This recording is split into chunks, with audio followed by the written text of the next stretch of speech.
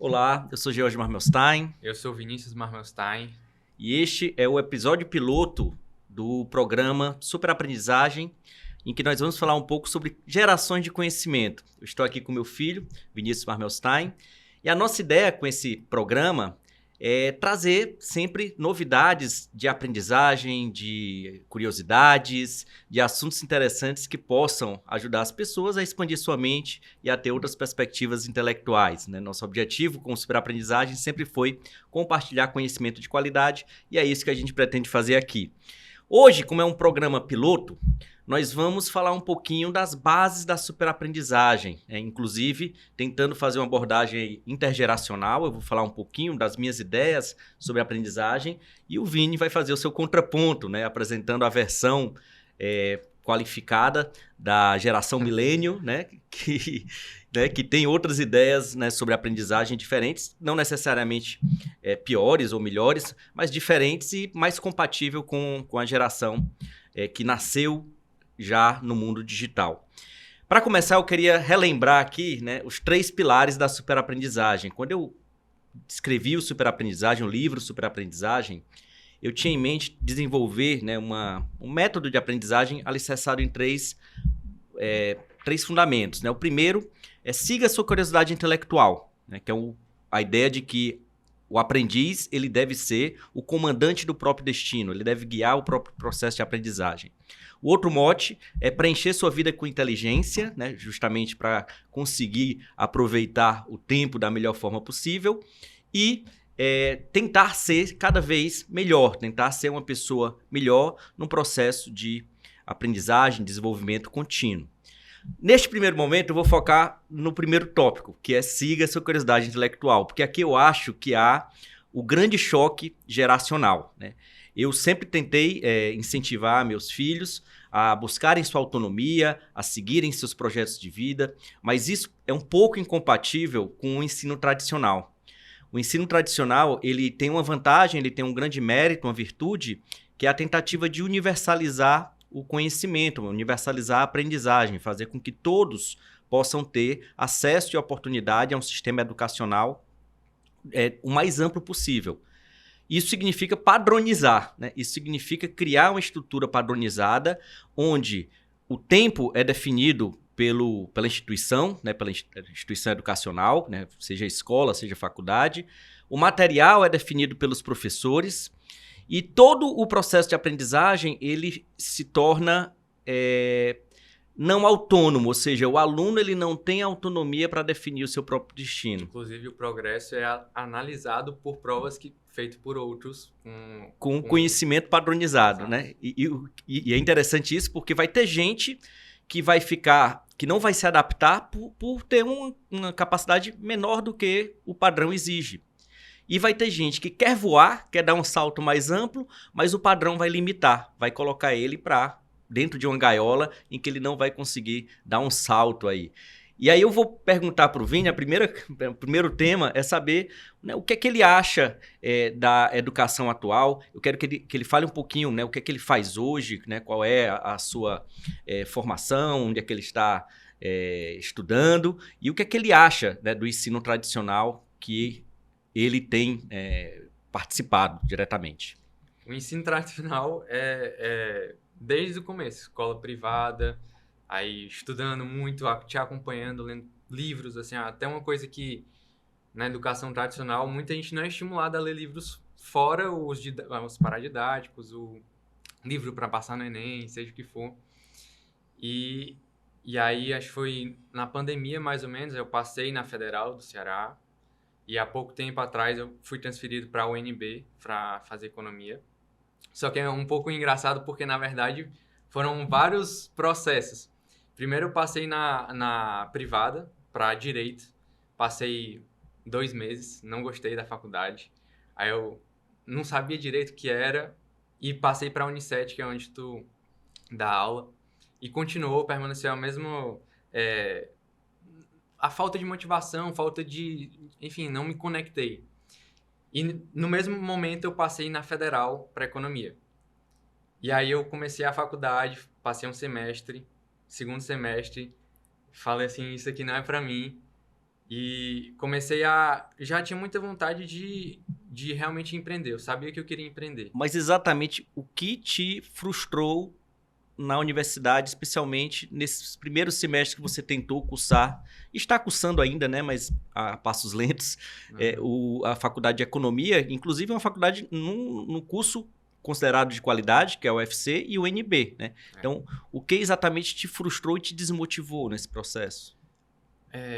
Primeiro de tudo, eu acredito que até para a Unifor também, um ambiente físico mesmo. As conexões, assim, tá na UFC, tinha algumas cadeiras na noite, aí os corredores são todos apagados, porque em algum motivo não querem acender as luzes ou não podem acender as luzes. Ou seja, realmente é precarizado. A estrutura física. De estrutura de pessoas, né, de relações dos professores, tinha alguns bons, mas na parte de didática, de até mesmo de estar na aula muitas vezes, assim, você chegava na sexta-feira e aí o professor mandava mensagem: pessoal, hoje não vai ter aula. Você já estava na sala, assim, um negócio assim, pronto, tudo bem. O cara realmente são algumas coisas que frustram.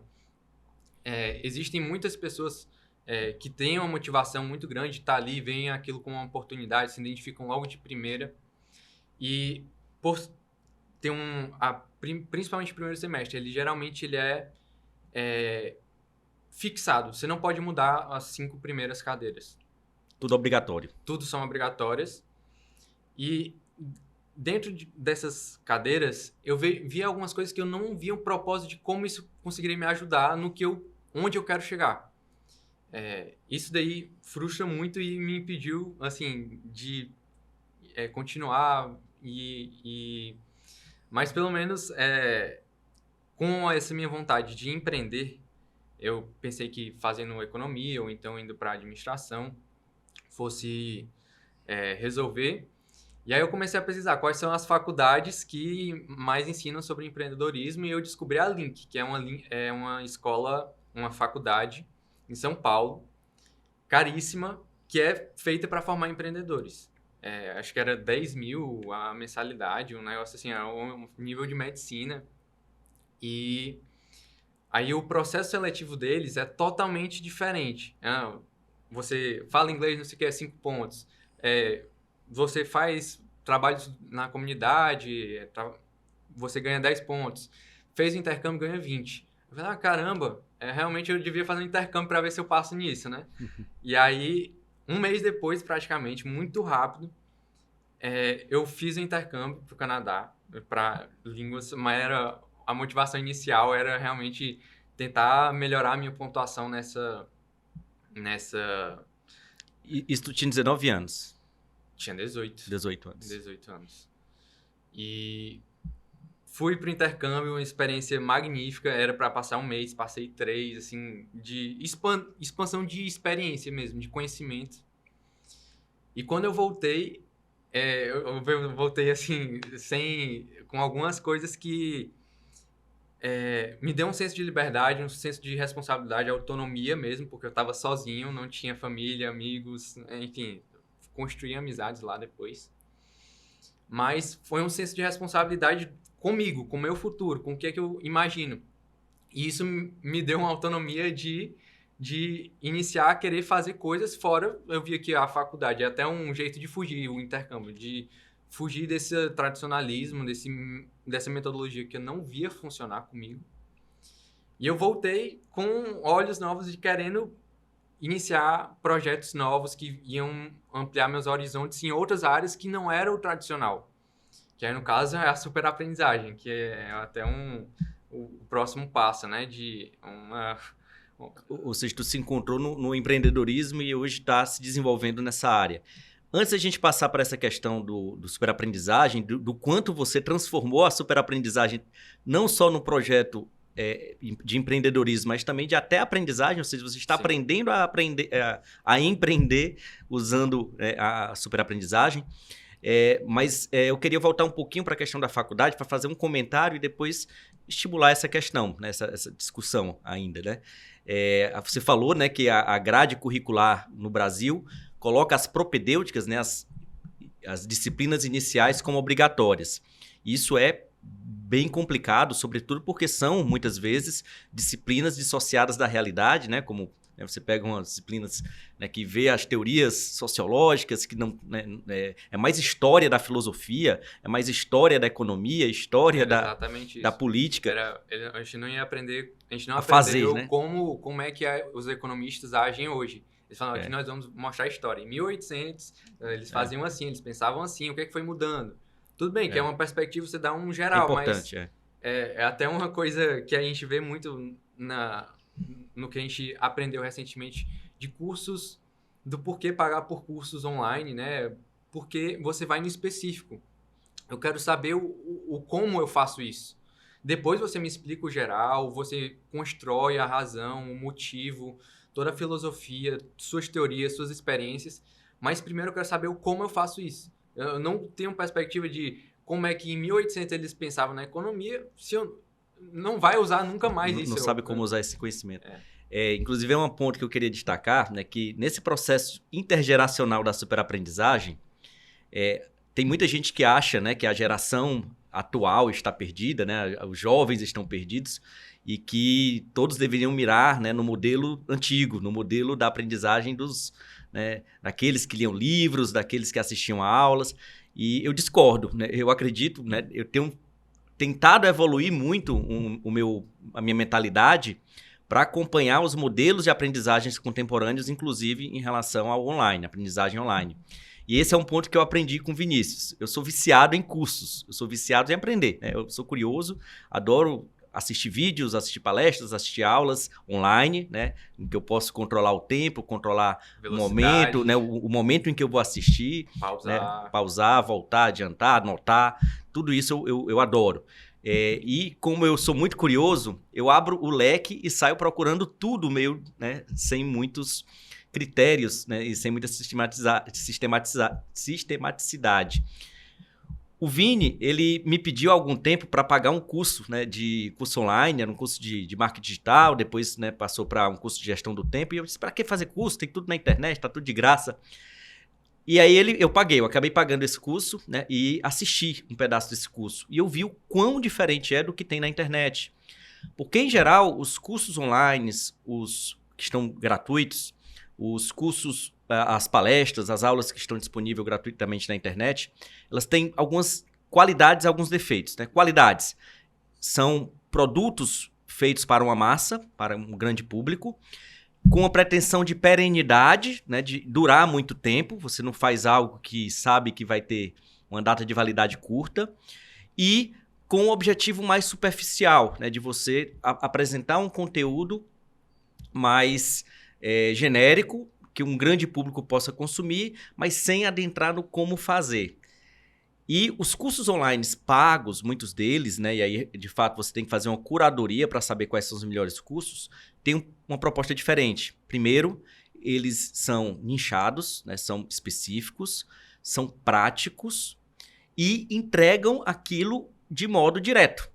Né? Enquanto que no consumo de produtos online gratuitos, você tem que sair procurando, você tem que perder tempo para encontrar a resposta. Lá não, lá se apresenta direto. Inclusive, essa foi, né, um dos motivadores que me fizeram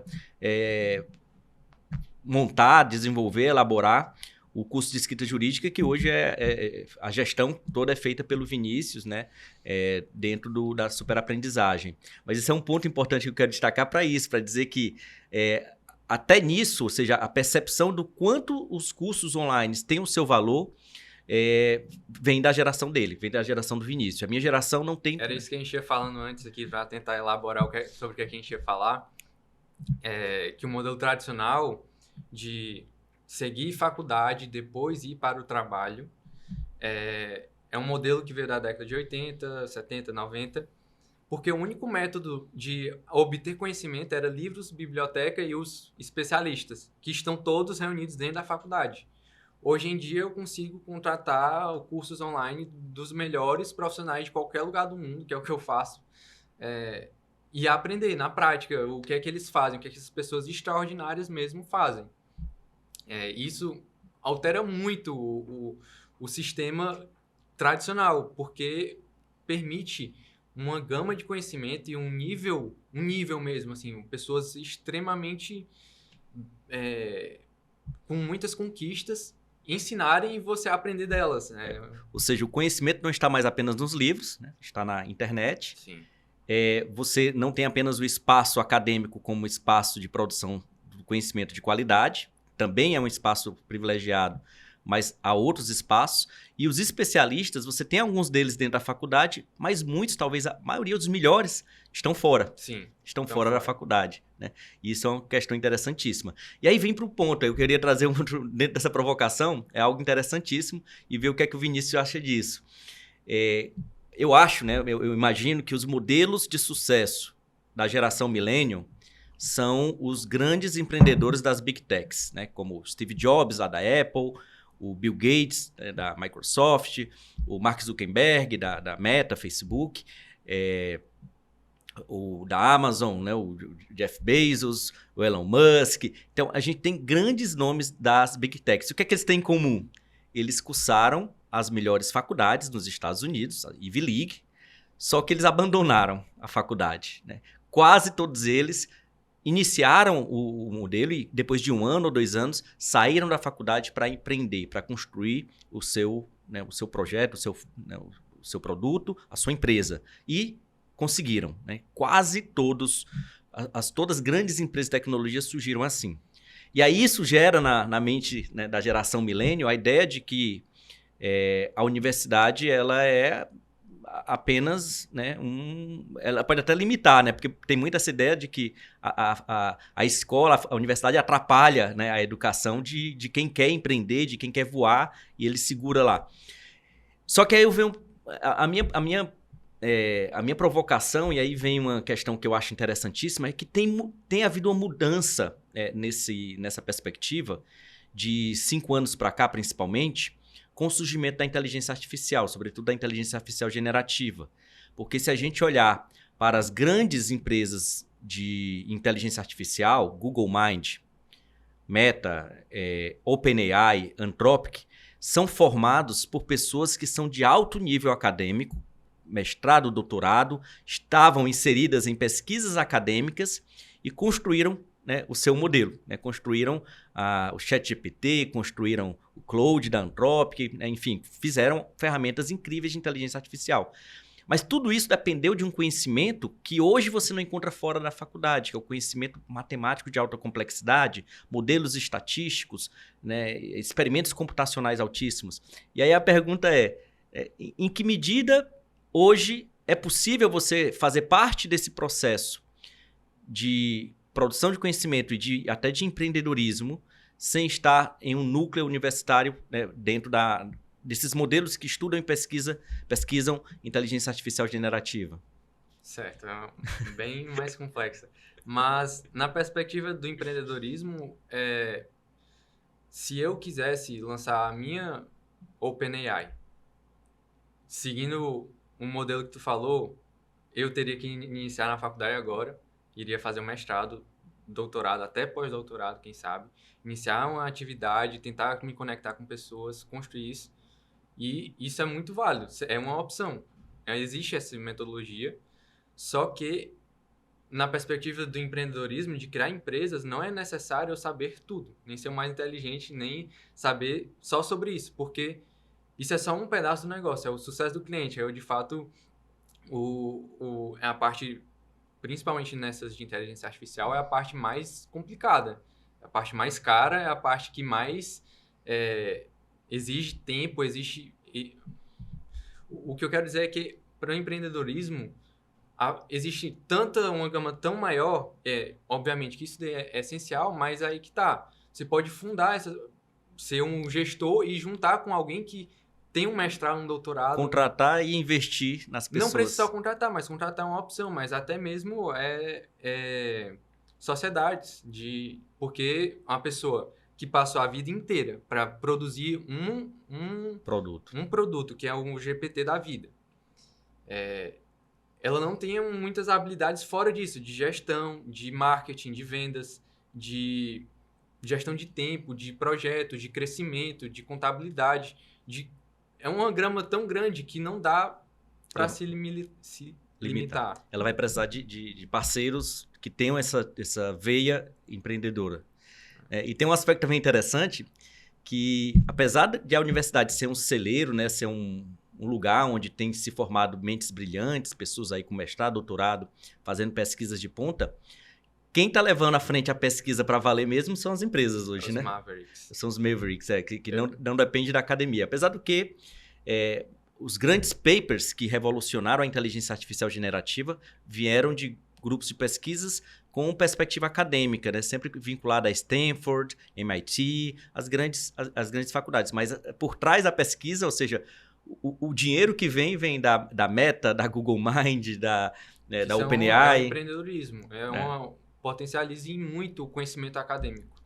Você falou dos Mavericks. Explica aí o que é os Mavericks. Os Mavericks são as empresas privadas que, assim, são cientistas que, por ter um conhecimento gigantesco, mas não ter valorização do tradicional, muito comum bolsas de estudo, de criação de grupos acadêmicos mesmo, eles chegam assim, ó, Google, Facebook, eu sei criar um chat GPT desse jeito e tal. Aí eles pagam milhões de dólares para a pessoa desenvolver um produto que vai ser vendido às massas e muda o mundo. E que não precisa do aval acadêmico. Não precisa do aval acadêmico. Existem indicadores de desempenho talvez até um pouco mais fortes, né? Porque tem a previsão de lucro, mas é uma perspectiva que aumente muito o conhecimento acadêmico mesmo, porque você está criando com um propósito de ser funcional para a humanidade. A OpenAI foi assim, né? Ela surge como um centro de pesquisa, né? Um centro de pesquisa para desenvolver o GPT 1, 2 e 3. E a partir de um determinado momento que ela viu que tinha um produto valioso, ela se fechou economicamente, né? E, portanto, se tornou profit, né? Com fins lucrativos. E hoje todas estão de olho, né? Toda a academia está de olho porque não consegue fazer o que esse centro privado fez, né? A OpenAI não é vinculada diretamente a nenhuma faculdade, apesar de que seus pesquisadores, né, quase todos eles vêm dessas grandes faculdades dos Estados Unidos. Vamos passar agora para a questão do tempo, né? A gente viu que a superaprendizagem ela é focada na curiosidade, a gente falou muito dessa questão do que motiva, do que ir atrás do conhecimento, cursos online e tudo mais. Mas agora eu quero falar um pouquinho da gestão do tempo, que aqui é onde também há uma perspectiva interessante entre gerações, né? Pelo menos a minha visão difere um pouco da do Vinícius, e ele tem me ensinado muito sobre como eu posso melhorar meu tempo para melhorar minha qualidade de vida. Não só a produtividade, que eu me considero muito produtivo, mas eu acabo consumindo muito da minha vida com tarefas que não são agradáveis, não são... Não te dão energia. Não me dão energia, é tecnicamente a expressão correta. Qual é meu modelo de gestão do tempo, né? Que está descrito no Superaprendizagem, é um dos capítulos que eu falo, eu adoro esse tema da gestão do tempo, né? Como otimizar seu tempo. Eu tenho um pouco, né, da filosofia de Sêneca, de que o tempo está sempre acabando, eu tenho uma noção, né, de querer sempre aproveitar ao máximo o meu tempo, não desperdiçar meu tempo. Só por título de curiosidade, né, com muita frequência, eu escovo os dentes dentro do banheiro, né, porque eu acho que se fizer as duas coisas separadas, eu estou perdendo tempo, né?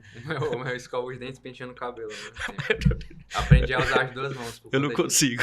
Isso aí já está além da minha capacidade. O que eu faço também é quando eu estou descendo no elevador, eu vou botar a gravata, né, para não perder tempo, né, de botar Enfim, já deu para perceber o que é que eu quero dizer.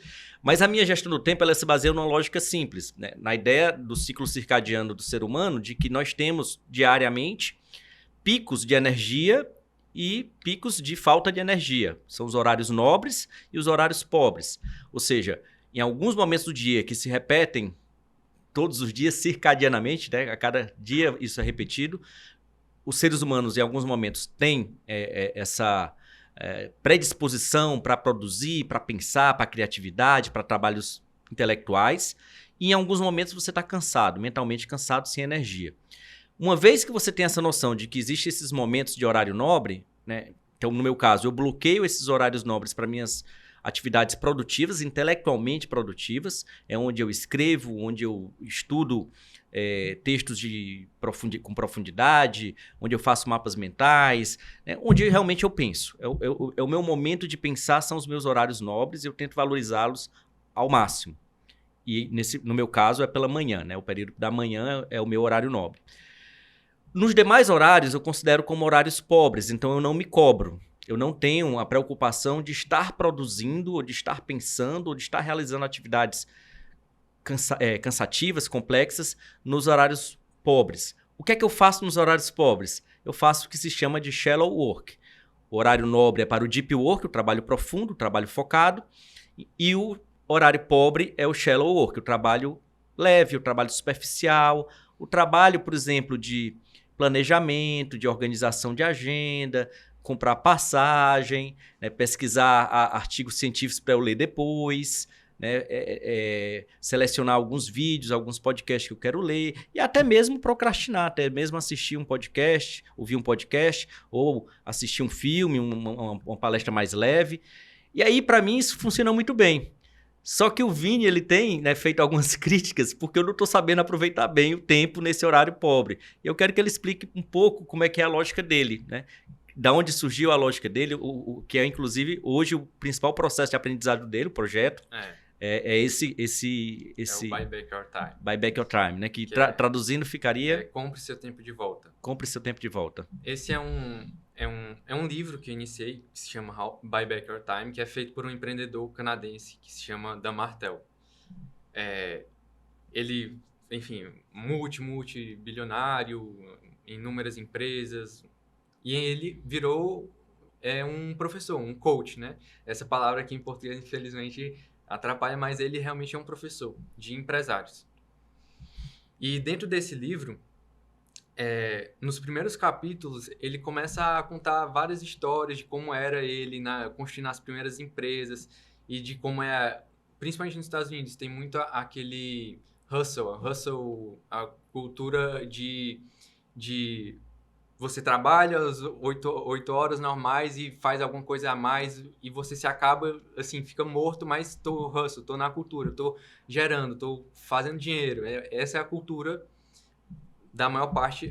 Ele é canadense, mas ele foi acho que foi Las Vegas depois, por conta que ele foi estudar realmente como é que esse pessoal, Mark Zuckerberg, como é que o Bill Gates, esses pessoal jovens com 20 e poucos anos construíram empresas multitrilionárias, né? Na verdade, são trilionárias hoje em dia. Como é possível? E dentro de inúmeros ensinamentos, principalmente nessa parte do tempo, que é a base de tudo, ele ensina que a primeira metodologia é você fazer uma auditoria do seu tempo. Literalmente, a cada 1 hora você vai lá, o que é que eu fiz? Eu escovei os dentes, eu fiz não sei o quê, eu respondi e-mails, eu comprei a passagem, eu acabei de escrever um capítulo do meu livro, eu acabei de fazer uma venda, você descreve tudo. E você separa em 2 categorias, valor e energia. Energia é você bota lá, eu botava o post-it verde ou vermelho. E do valor você faz a mesma separação que tem no Google, quando você vai ver um restaurante, se ele é caro ou barato, é um cifrão a 4. Mas não é para você categorizar, não no sentido de dinheiro. Tipo assim, uma venda, tudo bem, um negócio que provavelmente vai ter um grande valor nos cifrões. Mas é no sentido de valor. Por exemplo, eu acabei de assistir uma palestra magnífica. Para mim, isso mudou o meu dia. Foi um momento super valorizado, eu botaria 4. Não me deu dinheiro nenhum. Então, talvez, ao invés do cifrão, é melhor estrelinhas. Pois é, mas porque na perspectiva entra vendas também, aí... Tem o lucro também. Então, é um valor que pode ser...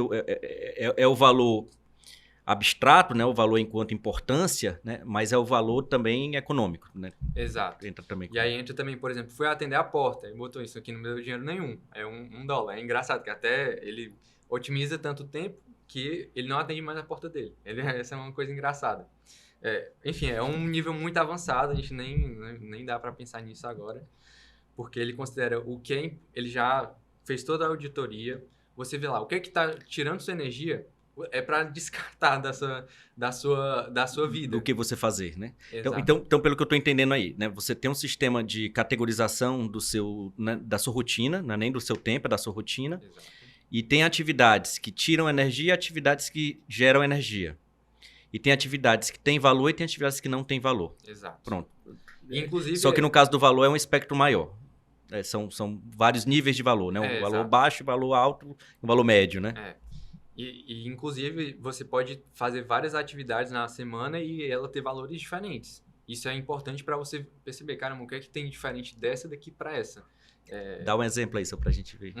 Um exemplo, por exemplo, quando eu estava iniciando quando eu comecei a estudar isso, eu fiz uma auditoria do meu tempo e a gente tinha começado a vender para órgãos públicos, que é um tipo de venda extremamente cansativa, muito, realmente desgastante. E aí eu comecei a anotar lá, agora eu respondi a tal pessoa do Ministério Público de tal lugar e tudo bem, esse aqui não me gerou valor nenhum, mas deu energia porque eu consegui mostrar todo o potencial do escrita jurídica para os membros deles. Eu consegui gerar muito valor. Aí no outro dia era coisa assim, eu quero os documentos tal. É uma negociação, mas para mim isso foi um saco. Eu coloquei lá, isso daqui não me deu dinheiro, isso daqui tirou minha energia. Depois que eu juntei várias coisas, esse é o segundo passo. Você consegue analisar tudo e você descobrindo qual é o valor da sua hora. Por exemplo, vamos supor, sua hora vale R$100. Ele sugere que você pegue essas atividades realmente que não fazem sentido na sua vida e que se você conseguir pagar alguém por 25% da sua hora, ou seja, se você gasta seu valor, se você dá uma aula por R$100 e você, ao invés de estar dando aula, tá indo ficar mandando documento para os órgãos públicos. Preenchendo formulário. Você está custando R$100 para a empresa também. Então, o que acontece? Empresa que pode ser para a sua vida, no sentido... Para a sua vida, exatamente. Porque você pode se preencher depois de coisas muito mais importantes, que é comprar o seu tempo de volta. E aí, como você compra? Você vê... Tem uma estratégia também, né? Comprar doidadamente, assim... Tem uma metodologia sistemática de crescimento. Não é simplesmente vou contratar o vendedor, vou contratar o marketing, vou contratar um assistente para ficar respondendo meus e-mails, não sei o quê. Primeiro de tudo, você vai tirar as que são mais baratas. E utilizando a metodologia de ser pelo menos 25% do valor da sua hora. Porque você vai conseguir ter um retorno no investimento. Eu já tô vendo que a gente vai ter que ter um programa só para explicar direitinho isso, né? Ou até o curso, para esse gravar um curso. Pode ser. É só replicar o que ele fala, não tem em português, né? E aí, depois disso, você consegue preencher esses vazios. Mas o que acontece? Muita gente, contigo principalmente eu vi, para mim também teve alguns momentos, até de evolução, de como que eu vou passar para alguém uma coisa que é minha. Por exemplo, responder e-mail. Um negócio extremamente pessoal. É isso que eu imaginava no começo. Tem várias crenças de assim, não, meus e-mails sou eu que respondo. Por N motivos pessoais. Só que isso tem várias maneiras de rever isso, até mesmo porque, por exemplo, contigo, tu tem uma agenda super apertada, tá em Brasília, tá viajando, dando palestras.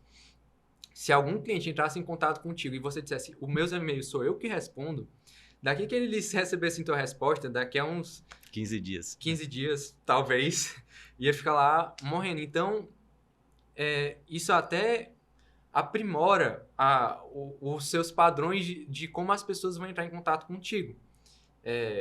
A pessoa talvez não queira nem falar contigo, elas querem os teus padrões. Ou seja, eu quero ter o conhecimento Querem informações sobre se tem interesse de contratar. Se não tem. Exato. Eles, na verdade, não querem nem isso. Eu quero saber se eu tenho como conseguir o conhecimento dele. Eu quero conseguir aplicar isso. Os meios de estar ali respondendo um atendente, de estar agendando, botando na tua agenda o horário, vendo se dá certo, comprando passagem nos horários que dão certo. Isso daí, para ti, sinceramente, não é importante. Mas eu entendo que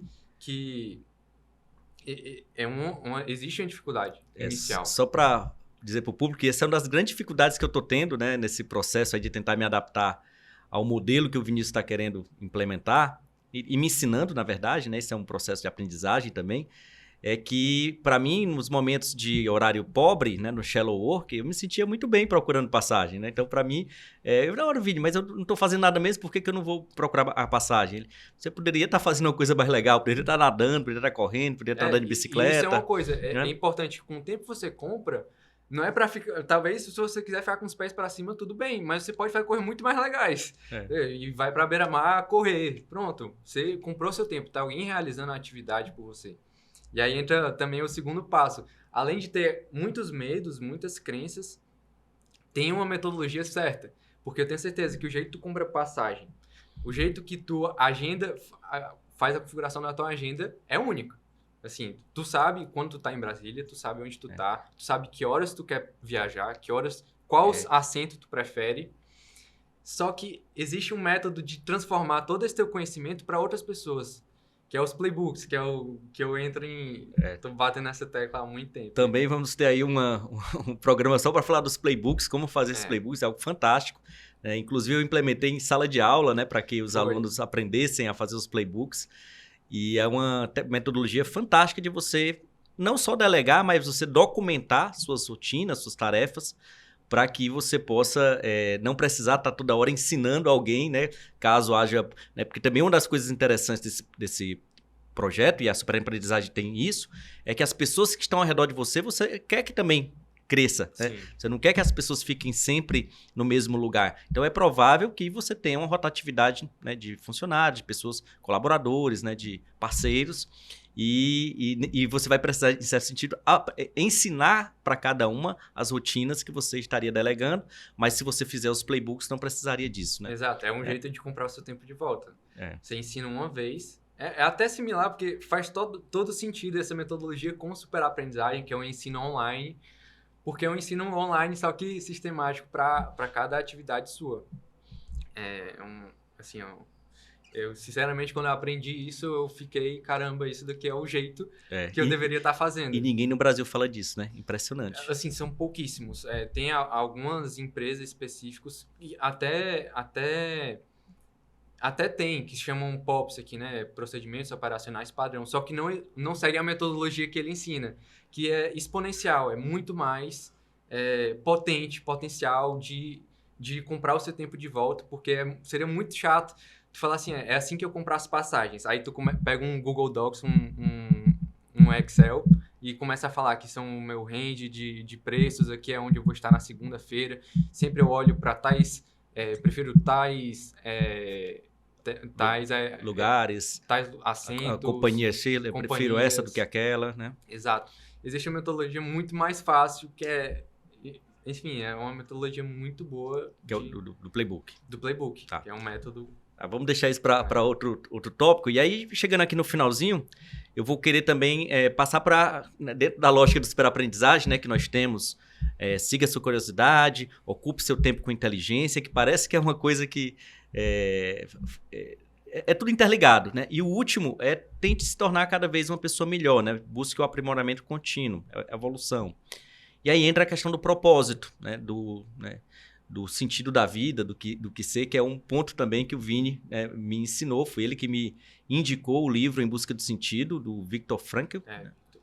E depois que eu li, realmente é impactante esse livro. É um livro muito, muito, muito poderoso, porque nos faz pensar no sentido da vida, no sentido mais profundo. Vou pedir para o Vini contar um pouquinho a história desse livro, dessa história, e finalizar com uma pergunta aqui para ele, né, de o que é que ele entende, qual é o propósito da vida, né, o que é que ele acha, né? Eu sei que é uma das perguntas mais difíceis de responder, né, mas eu queria que você, assim, do ponto de vista mesmo de estágio atual do seu pensamento, né, dessa tua busca por, né, empreender, né, por conseguir construir uma empresa, né, por construir... deixar um legado também, né?